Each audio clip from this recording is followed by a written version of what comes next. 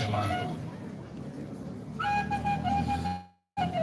Reverend Stephen Kwadwo Agyei obtained his middle school leaving certificate upon completion at Asiwa Presbyterian School in 1981. In an attempt to satisfy his desire for further education and employment, he decided to work as a cobbler to support himself for further education since their father died earlier and became subject to single parenting by their mother, Mame Agnes Binamai. His sister, who was married and living in Bemakam, Accra, visited home and seeing his plight, decided to take him along to learn a trade in Accra. Kwadwo Agyei, as he was affectionately called upon arriving in Accra, started mechanical engineering at Konka Engineering in 1982 up until 1983. He was so respectful and punctual, such that he became everyone's favorite at work. He started driving without being taught. After completing mechanical engineering, he then again went into carpentry apprenticeship in order to be versatile and become much more employable. His driving experience earned him employment at International Messages Limited, popularly known as IML, but now known as DHL. This was between the years of 1984 and 1985. Whilst working at IML, he had the opportunity to spend his annual leave in Holland. At a very young age of 20 years, this started his life of sojourn on abroad, where he took his hobby of driving as a professional taxi driver. Now I'm going to move on to his social life. Whilst in Holland, he was very friendly, such that everyone wanted to be in his company.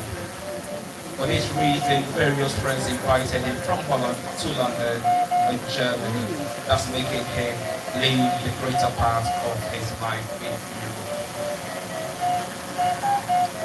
I would like to go back ever so slightly and talk about his time at IML. During his time at IML, he met a very pretty lady who he became very, very attached and affectionate to. They spent the majority of their time together. It's a lady called Ma Evelyn. And my childhood memory is based on the friendship between Ma Evelyn and my uncle, Reverend Kwadwo Agyei.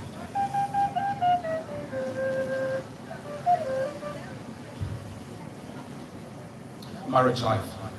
While working at IML, he met a lady who I just spoke about, and they were so fond of each other. So after he left for Holland, the lady also went to seek for greener pastures in the UK.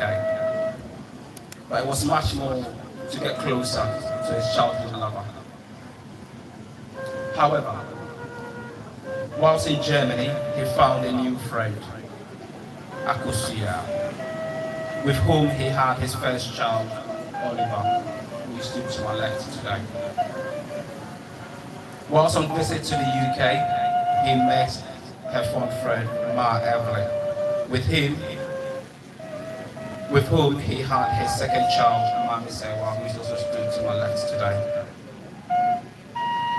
Then when he decided to settle down, he got married to Mrs. Dorothy Agyei and was blessed with two other children, namely Darius and Hilkia, who is also here present to my right.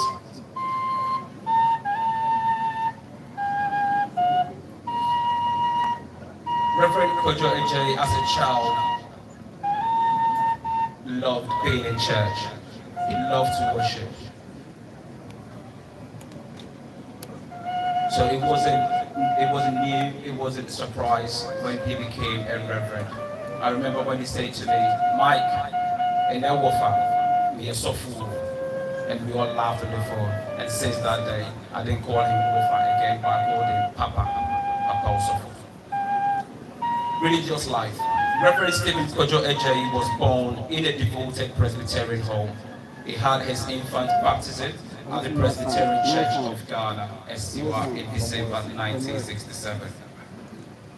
However, whilst abroad, he associated and worshipped with late Reverend Anoyeboa at the Christ Apostolic Church, of which he is now an ordained Reverend of the Christ Apostolic Church International, and he is head of missions Germany, as we've already articulated.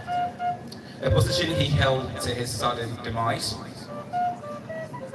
He was very instrumental in forming and expanding the CACI, that is Christ Apostolic Church International, Germany and Europe as a whole, due to his love for God and evangelism.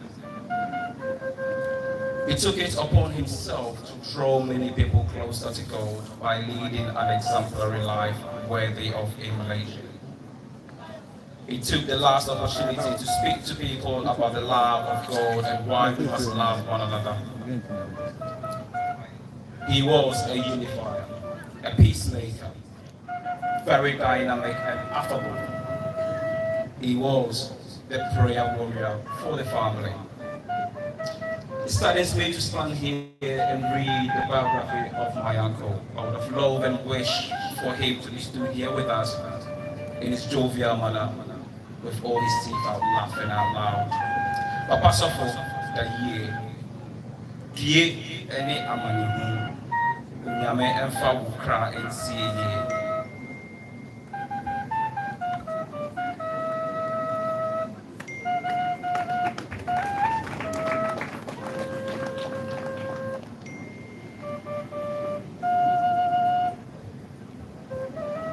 Tribute by the mother. The Lord is close to the brokenhearted and save those who are crushed in spirit. Psalm 34:18. Oh, my son, Reverend Stephen Kwadwo Agyei, you have been an amazing child from birth. I cannot forget your early childhood memories before you joined your sister in Accra. Kwadwo is my fifth and the fourth male child. From the moment I knew you were to be born, I was overjoyed and expectant.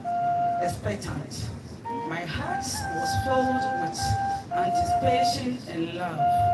I am grateful for all my memories and every moment we shared.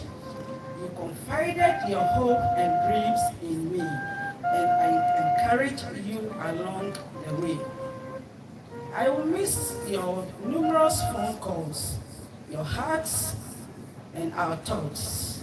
But most of all, I will miss your teasing and unique laughter.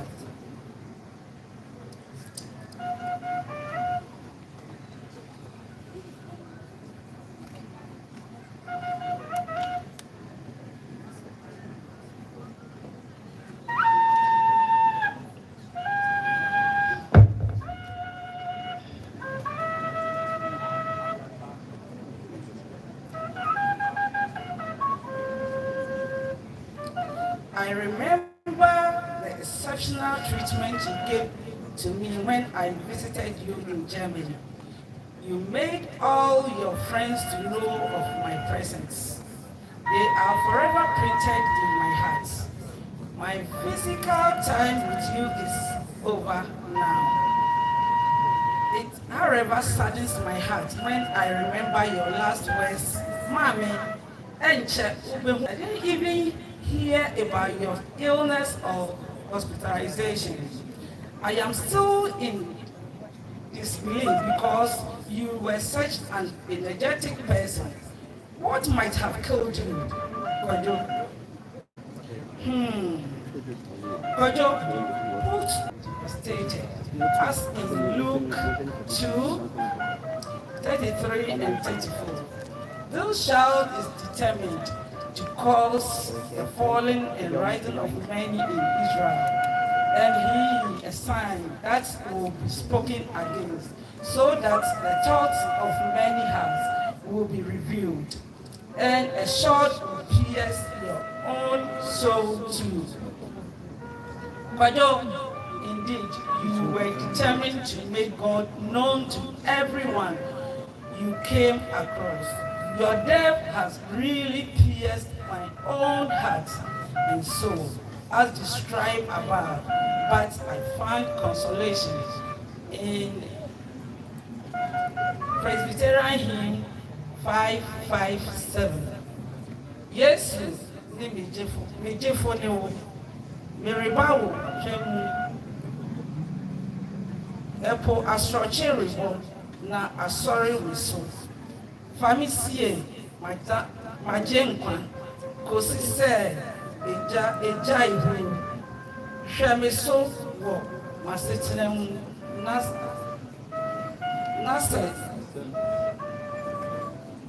na sɛ etu twa a hyɛ me kra. Kwadwo 90 years. Thank you.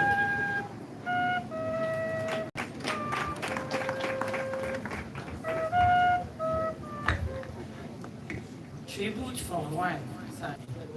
In the year 1989, I met a husband, a handsome and vibrant young man who was full of life. His personality was admirable and charisma was irresistible. Little did I know he would become my soulmate. He affectionately called me Asiwa while I called him Kwadwo. From the day I said yes,